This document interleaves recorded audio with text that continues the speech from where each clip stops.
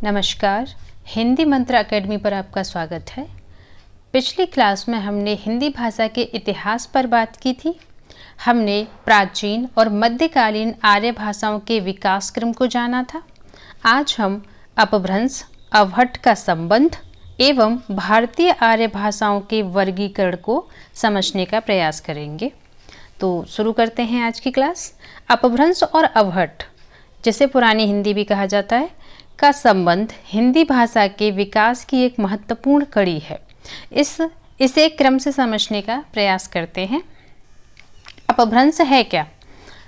मध्यकालीन आर्य भाषाओं के अंतिम चरण में सौरसेनी, मागधी, अर्धमागधी आदि प्राकृतों से विकसित भाषिक रूपों को अपभ्रंश कहा जाता है। हिंदी के विकास में सौरसेनी अपभ्रंश की सबसे अहम भूमिका है।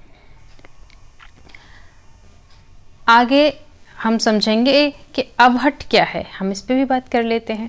अपभ्रंश के उत्तरवर्ती और संक्रमणकालीन रूप को अवहट्ट कहा जाता है। अपभ्रंश के उत्तरवर्ती अर्थात अपभ्रंश के बाद में जो विकसित भाषा है उसे अवहट्ट कहा जाता है। अपभ्रंश के उत्तरवर्ती और संक्रमणकालीन रूप को अवहट्ट कहा जाता है।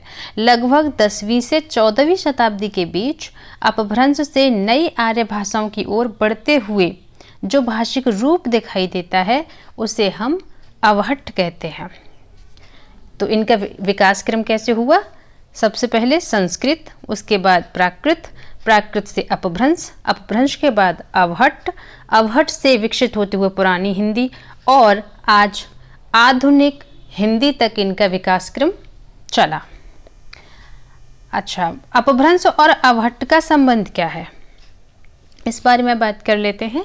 अवहट्ट और अपभ्रंश से अलग कोई जो अवहट्ट है, अवहट्ट को अपभ्रंश से अलग कोई पूर्णतः स्वतंत्र भाषा मानना उचित नहीं है। यह अपभ्रंश का विकसित एवं परिवर्तित रूप था जिसमें आधुनिक हिंदी की अनेक विशेषताएं दिखाई देने लगी थी। पुरानी हिंदी से संबंध, अपभ्रंश का पुरानी हिंदी से क्या संबंध है? अवहट्ट को पुरानी हिंदी का पूर्व रूप या संक्रमणकालीन अवस्था माना जा सकता है। अवहट्ट में ऐसे शब्द, ध्वनियाँ और व्याकरणिक संरचनाएं मिलने लगती हैं जो आगे चलकर हिंदी में विकसित हुई। उदाहरण के लिए अपभ्रंश में पाए जाने वाले रूप धीरे धीरे ध्वनि परिवर्तन और सरलीकरण के माध्यम से हिंदी के निकट आते गए। अब जो हमने ये चर्चा की कि ये जो विकास क्रम इस तरह से चला, इसके लिए अगर साहित्यिक प्रमाणों की बात करें तो वो इस तरह हैं। सरहपा, गोरखनाथ, विद्यापति आदि की रचनाओं में अपभ्रंश, अवहट्ट और आरंभिक हिंदी के संक्रमणशील रूपों के उदाहरण मिलते हैं। विशेष रूप से विद्यापति की पदावली को इस भाषिक संक्रमण को समझने में महत्वपूर्ण माना जाता है। निष्कर्ष के रूप में कहें हम तो इस प्रकार अपभ्रंश हिंदी की पूर्ववर्ती अवस्था है और अवहट्ट अपभ्रंश तथा पुरानी हिंदी के बीच की संक्रमणशील कड़ी है। इसलिए हिंदी के विकास को समझने के लिए अपभ्रंश, उसके बाद अवहट्ट, फिर पुरानी हिंदी का क्रम अत्यंत महत्वपूर्ण है। और इससे प्रश्न भी बनते हैं कि किससे किसका विकास हुआ। अवहट्ट को हम याद रखने के लिए अपभ्रंश का उत्तरवर्ती संक्रमणकालीन रूप है जो पुरानी हिंदी की ओर ले जाता है। अवहट्ट क्या है?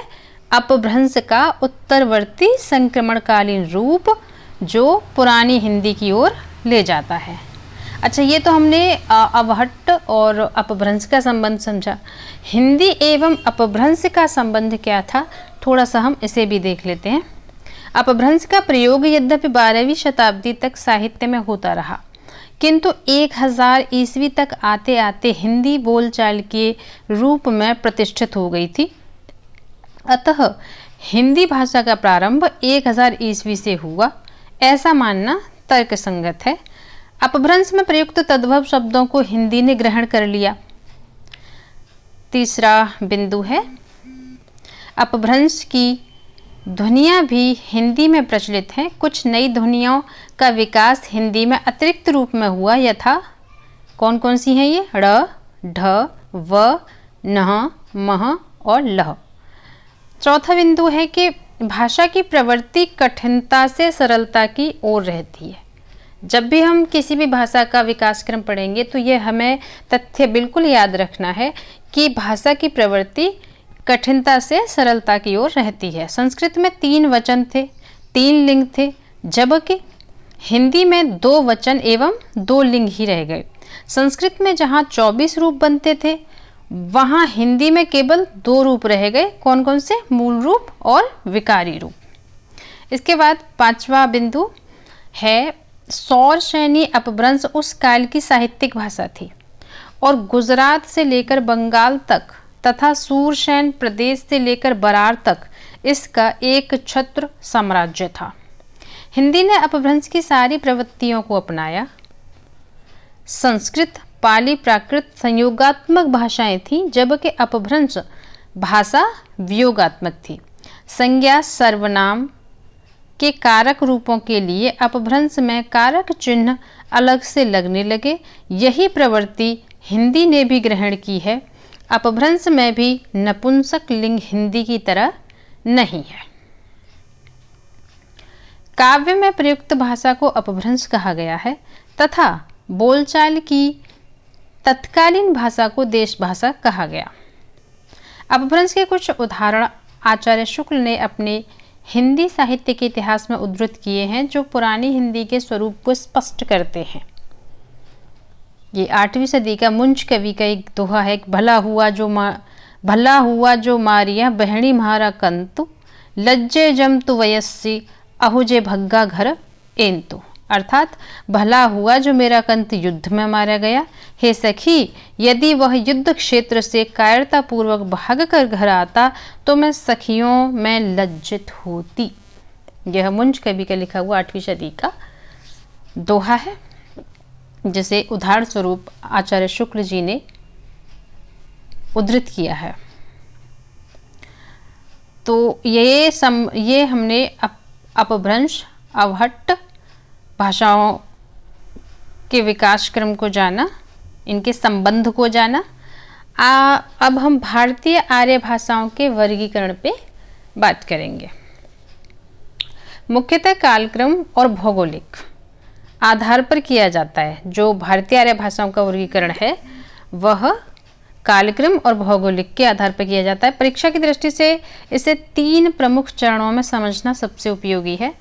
पहला है कालक्रम के आधार पर वर्गीकरण। भारतीय आर्य भाषाओं का विकास 3 अवस्थाओं में माना जाता है। प्राचीन भारतीय आर्य भाषाएं, जिसमें वैदिक संस्कृत और लौकिक संस्कृत। दूसरा है मध्यकालीन भारतीय आर्य भाषाएं, जिनमें पाली, प्राकृत, अपभ्रंश और अवहट्ट। तीसरी आधुनिक भारतीय आर्य भाषाएं, जिसमें हिंदी, बंगाली, असमिया, उड़िया, मराठी, गुजराती, पंजाबी, सिंधी, कश्मीरी, नेपाली और असमिया आदि भाषाएं आती हैं। आधुनिक भारतीय आर्य भाषाओं का भौगोलिक वर्गीकरण की बात करें तो जैसे कि हमारे भारत में 28 राज्य हैं। उन राज्यों में कौन कौन सी भाषाएं प्रमुख रूप से बोली जाती हैं, उसके लिए यह मानचित्र यहाँ पे दिया है और आप मोटा मोटा इसमें समझ लें। हालांकि आगे आने वाली वीडियो में हमने जैसे उत्तर प्रदेश में हिंदी बोली जाती है, महाराष्ट्र में मराठी बोली जाती है, छत्तीसगढ़ में छत्तीसगढ़ी बोली जाती है, ये बहुत ही मोटा मोटा हम जान लें।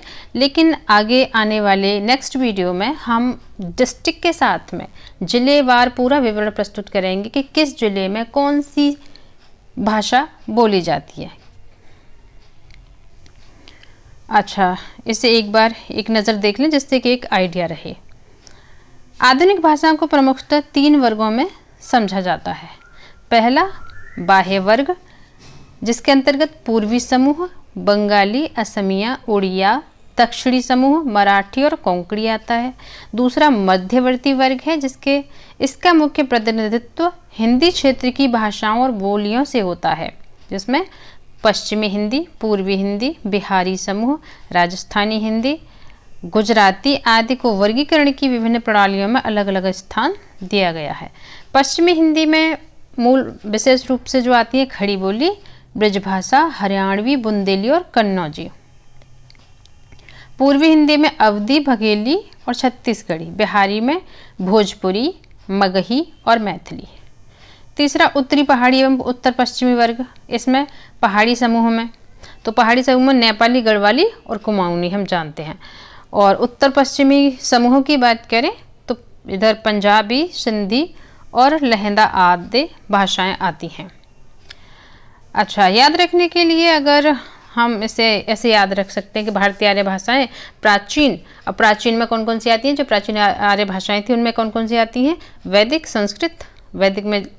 वैदिक जो संस्कृत है उसमें वैदिक और लौकिक ये दोनों संस्कृत आती थी। और दूसरा मध्यकालीन आर्य भाषा में पाली, प्राकृत, अपभ्रंश और अवहट्ट। आधुनिक की बात करें जो आधुनिक भारतीय आर्य भाषाओं में, तो हिंदी, बंगाली, मराठी, गुजराती, पंजाबी, असमिया, उड़िया आदि भाषाएं आती हैं।